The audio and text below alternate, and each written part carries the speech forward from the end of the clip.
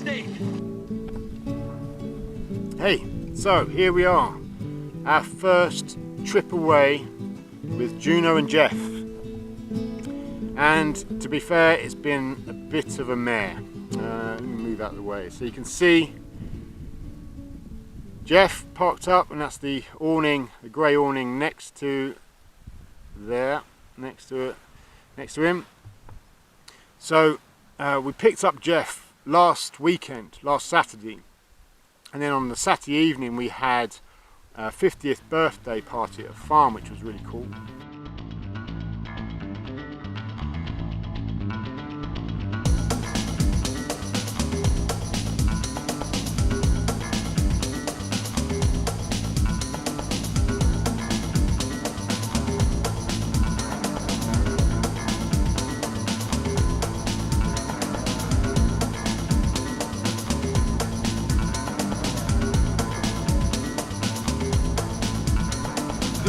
Times and low times, all in the nightlife. Miami sunrise will open your eyes. But when the day breaks, you feel the sun kiss. Is this paradise or what you wish? 'Cause I don't need your money, and I don't need your money. No, I don't need your money.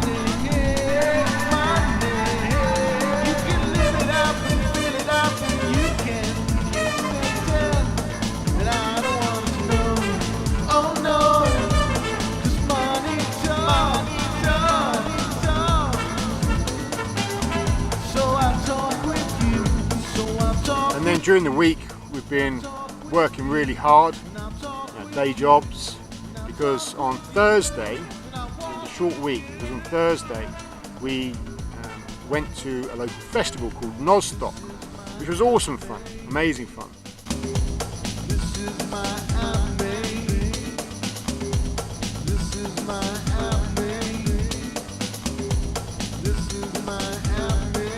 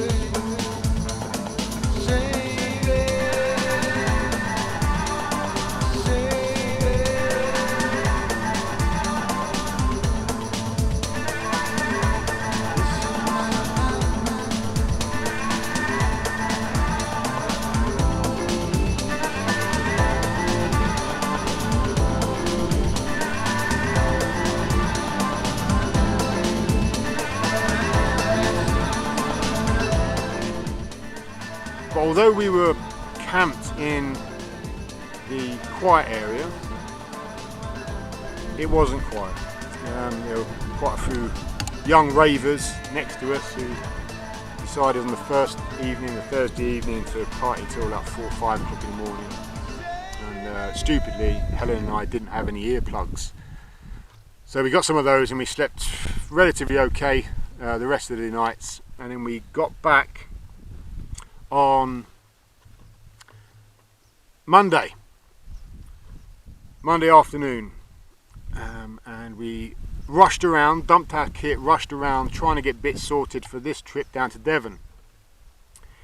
So Monday was a bit of a rush around, and then Tuesday all we had to do is go pick up a gas bottle for Jeff and pick up the inside table that we forgot to pick up when we picked up Jeff originally. So that was in Bristol, which is not too bad because it was on the way down to Devon.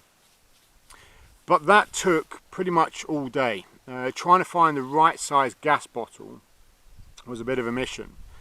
And then trying to hook it up last night, along with the awning and everything like that, was rather stressful. We're tired from the festival, we're sleep deprived, hungry, and the gas bottle didn't fit.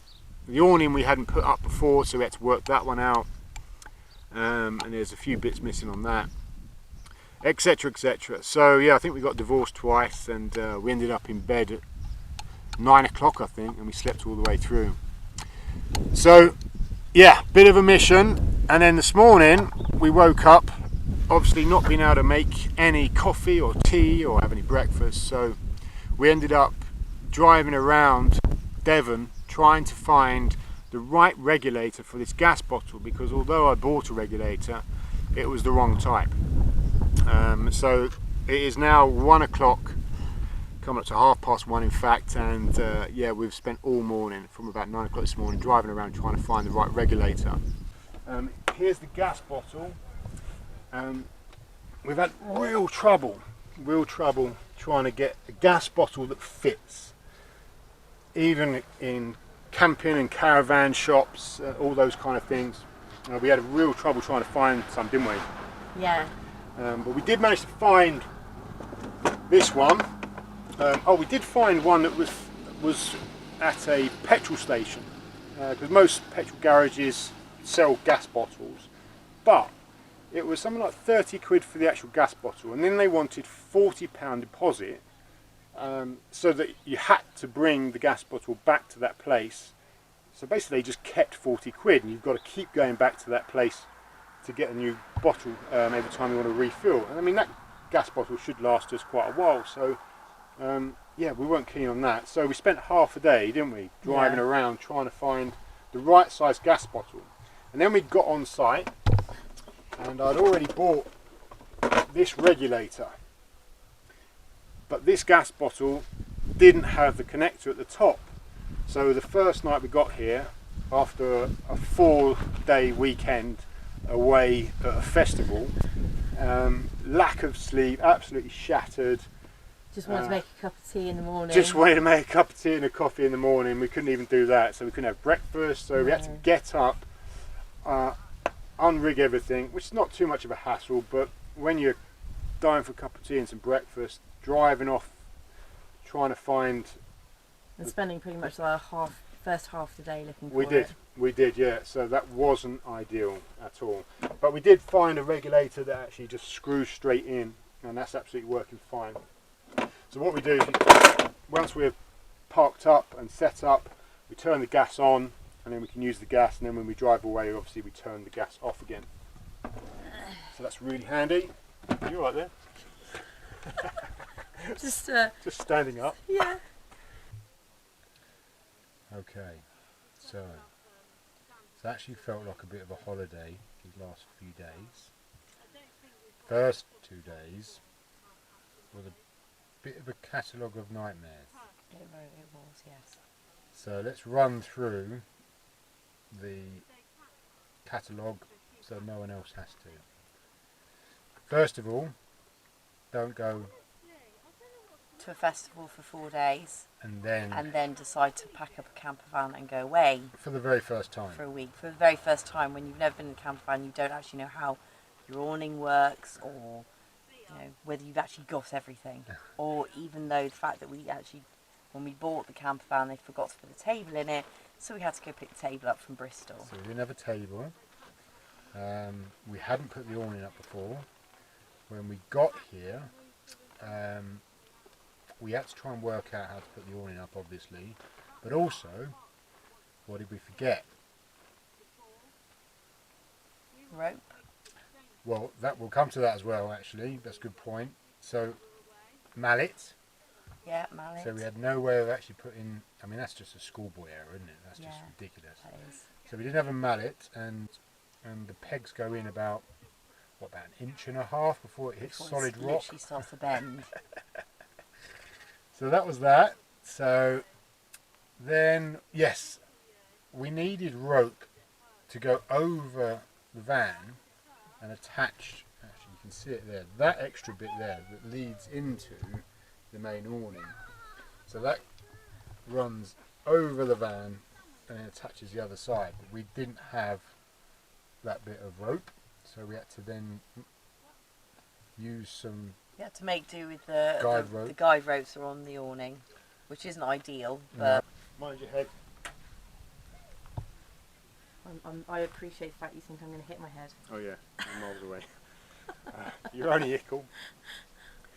This is the other problem we found with that awning, is that it only had instructions for what would you call it, like a runner that runs along the side of the van and you just slide it through. It didn't have instructions for actually if you don't have one of those runners and you need to use guide ropes, and it didn't have any extra guide ropes, so we had to use the guide ropes from part of the actual main awning and attach it down here. Again, not really a massive issue, but it would have been great if that was in the instructions, especially after a 4-day festival when we're trying to get this set up. It was just another little hassle that we had to work out how things got put together. So note to self, if you want to buy that awning and you don't have a runner to put it in, buy some extra rope to take with you. Yeah, definitely. And fortunately, I YouTubed this actual awning to see how you put it up beforehand. So it's always good to do some research beforehand. But we were so tired, it was just a bit of a hassle. Also, we bought a ground mat, didn't we? This is brilliant. Oh no, the carpet. Oh, it's a ground carpet, isn't it? You see it? Let me just zoom in there. That. So I bought that with my mum from the range. Really nice and thick, dead comfy under feet, so it goes in the awning.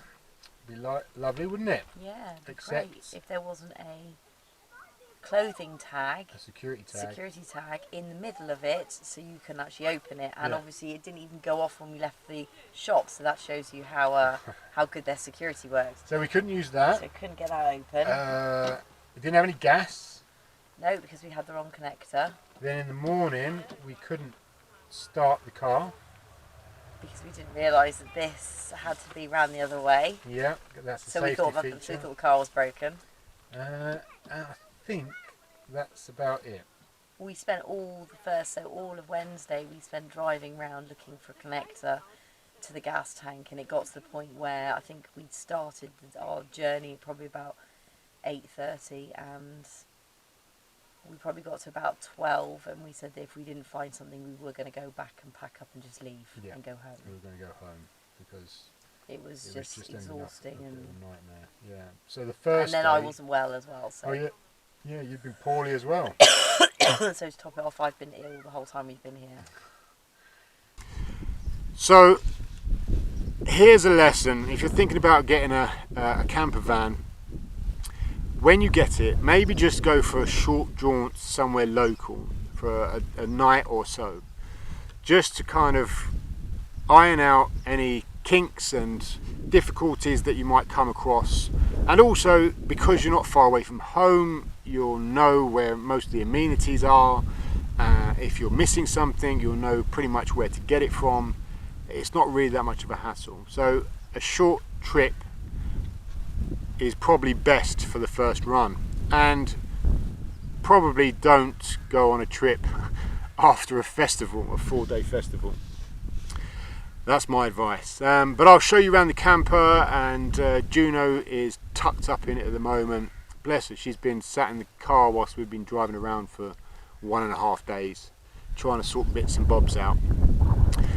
So I'll show you all that, and I'll show you the little problems we've had so far on day 2. Alright, speak to you soon. Thanks for watching, and join us next time where we do actually have fun. I promise you. We have a look around the Jurassic coast of Devon, and you can get to know our beautiful Staffordshire Bull Terrier Juno, and of course we'll show you properly around Jeff, our camper van. Thanks for watching, and we'll see you in the next episode.